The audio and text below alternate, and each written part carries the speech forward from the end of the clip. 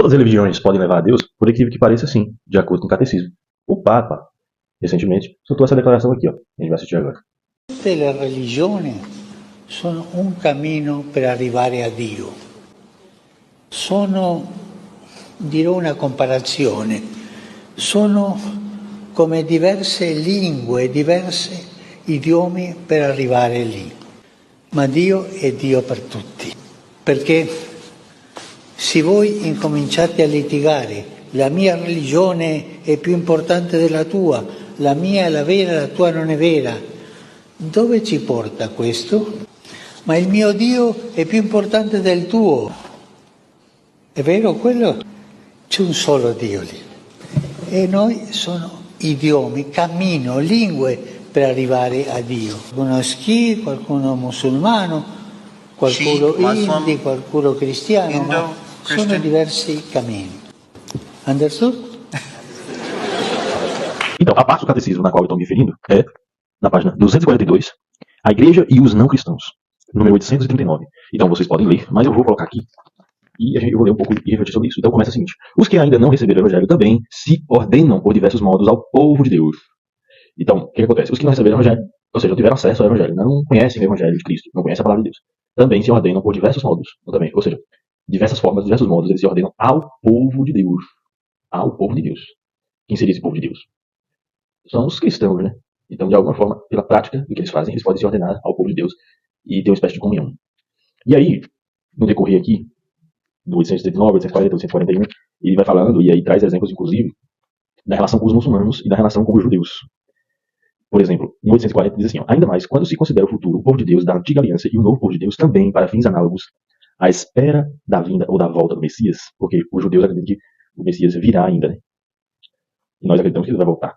No entanto, se espera, do lado dos cristãos, a volta do Messias, morto e ressuscitado, reconhecido como Senhor, o Filho de Deus, e do lado dos hebreus, a vinda do Messias, cujos traços permanecem cobertos ao fim dos tempos, espera, acompanhada do drama da ignorância ou do descobrimento de Cristo Jesus. Então, essa parte aqui fala dessa diferença que nós temos com os judeus, né?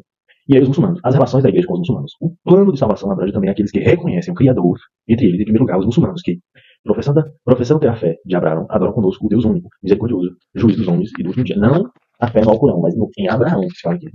Com efeito, todos os povos constituem uma só comunidade, têm uma só origem, visto que Deus fez todos o gênero humano habitar na face da terra, tem igualdade, um único fim comum, Deus, cuja providência, o testemunho da bondade, o desejo da salvação, abrange a todos, até os eleitos, se reunirem na cidade santa. A igreja reconhece, aí vem essa parte que é um pouco mais explicativa, a igreja reconhece, nas outras religiões, a busca, ainda nas sombras e sob imagens do Deus desconhecido, mais próximo, pois é quem dá a todos a vida, respiração e tudo mais, e quer que todos os homens sejam salvos. Assim a igreja considera tudo o que pode haver de bom e de verdadeiro nas religiões, como uma preparação evangélica dada por aquele que ilumina todo o homem, para que finalmente tenha a vida.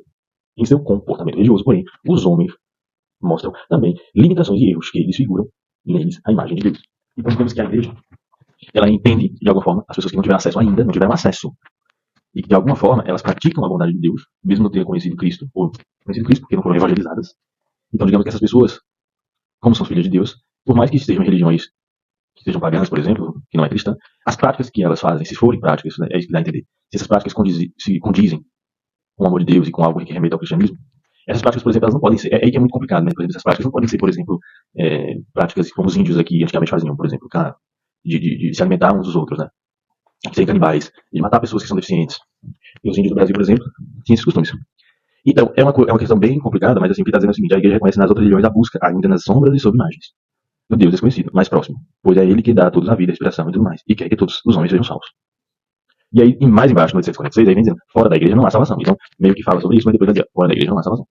Como entender essa afirmação? Ou frequência repetida pelos padres da igreja. Então, essa frase aí, fora da igreja não há salvação, é uma frase que é repetida muitas vezes, né? E ele fala assim, como entender? Essa afirmação não visa aqueles que, sem culpa, desconhecem a Cristo e sua igreja. Então, assim, eu percebo, essa afirmação, ela não visa aquelas pessoas que, sem culpa, aí, se a pessoa não tem culpa, ela não teve acesso ao evangelho, se ela não foi evangelizada, aí tudo bem. Aqueles, portanto, que sem culpa ignoram o evangelho, que sem culpa ignoram o evangelho de Cristo e sua igreja, mas buscam a Deus no coração sincero e tentam, mas que Deus é esse que eles buscam? Se elas não conhecem a Cristo, elas buscam uma espécie de Deus, né? Porque todo mundo é religioso, mas não é o Deus cristão. Mas ela busca uma espécie de Deus aí. Da natureza, não sei, depende do lugar onde nasceu, não teve acesso a Cristo, ao evangelho de Cristo. Enfim, elas buscam Deus de alguma forma, mas buscando a Deus com o coração sincero e tentam, sobre frutos da graça, cumprir por obras e sua vontade conhecida por meio do ditame da consciência, podem conseguir a salvação eterna. Deus pode, por caminhos deles desconhecidos, levar a fé a todos os homens que, sem culpa própria, ignoram o evangelho. Pois sem fé é impossível agradar ali. Mesmo assim, cada igreja deve também o direito sagrado de evangelizar todos os homens. Então é uma questão complexa, mas assim, tem pessoas que não têm culpa. Mas fora da igreja não há salvação, mas vem dizendo o seguinte, que há povos, enfim, que não tiveram acesso. Hoje em dia é difícil, o povo não ter acesso à ideia cristã, né? Só se estiver morando mesmo em lugares bem remotos, sei lá. Mas é isso, a reflexão sobre o que você acha. Comenta aí. Grande abraço.